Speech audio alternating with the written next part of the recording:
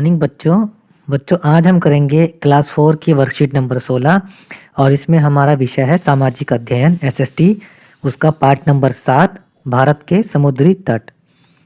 चलिए शुरू करते हैं। प्रश्न 1 देखिए, प्यारे बच्चों, हमारे देश के दक्षिण में हिंद महासागर है। भारत का दक्षिणी भाग प्रायद्वीपीय है, यानी इसके तीनों समुद्र हैं।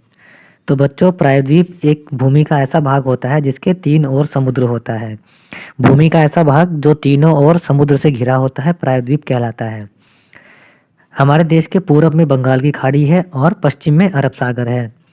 जब समुद्र जल स्थल में इस तरह अंदर आ जाता है कि इसके 3 तरफ स्थल होता है तो इसे खाड़ी कहते हैं।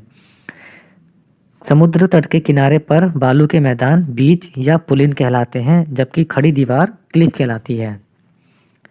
आइए बच्चों देखते हैं इसके अब टेबल। अब इस रोचक जानकारी के बाद पूर्वी तट और पश्चिमी तट पर स्थित राज्यों की सूची बनाओ। अब आप अपनी किताब में भारत का नक्शा जो देखेंगे तो उसमें देखेंगे कि पूर्वी तट पर कुछ राज्य हैं और पश्चिमी तट पर कुछ राज्य हैं। जो पूर्वी तट के राज्य हैं वो बंगाल की खाड़ी से लगे हुए राज्य हैं और पश्चिमी तट के राज्य अरब सागर से लगे हुए राज्य हैं। तो पहले हम करते हैं पूर्वी तट के राज्य, वो हैं पश्चिम बंगाल, ओडिशा, आंध्र प्रदेश और तमिलनाडु।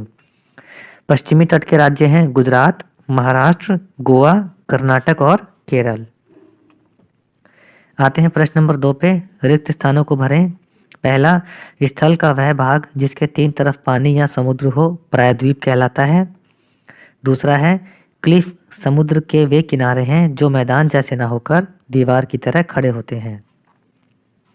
तीसरा भाग देखिए, समुद्र तट पर वह स्थान जहां से समुद्री जहाज आते जाते हैं बंदरगाह कहा जाता है। चौथा भाग, बीच या पुलिन लहरों के द्वारा समुद्री तट पर तैयार किया गया बालू का मैदान है। आगे बढ़ते हैं। प्रश्न नंबर 3 देखिए, बंदरगाह समुद्र तट पर वह स्थान है जहां समुद्री जहाज आते जाते हैं। यहीं से जहाज़ों पर माल लादा और उतारा जाता है। तो बच्चों, आपने टीवी या अखबारों में देखा होगा कि समुद्र के किनारे बड़े बड़े पानी के जहाज़ आते हैं, उनमें हम खाने पीने का सामान और अपने और सामान को एक देश से दूसरे देश तक पहुंचाते हैं। आप अपने परिवार के सदस्यों की मदद से पूर्वी तट व पश्चिमी तट के बंदरगाहों की सूची तैयार करिए। अब देखिए, आपको पता है कि हमारे देश में पूर्वी तट पर भी समुद्र है और पश्चिमी तट पर भी समुद्र है और समुद्री तट होने के कारण यहाँ पर बंदरगाह बनाए गए हैं ताकि हम वहाँ से व्यापार कर सकें। तो पूर्वी तट के बंदरगाह हैं तूतीकोरिन, चेन्नई, विशाखापट्टनम, पारादीप और हल्दिया।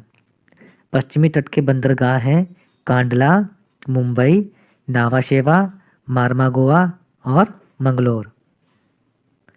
आगे बढ़ते हैं प्रश्न नंबर 4 पे, समुद्री तट से होने वाले 5 लाभ लिखो।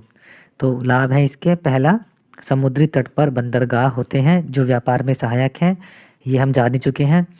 दूसरा है, समुद्री तट पर्यटन का स्थान होते हैं। पर्यटन का मतलब होता है हम जब कहीं पे सैर करने के लिए या घूमने के लिए जाते हैं तो कई लोग समुद्री तट पर घूमने के लिए ही आते हैं।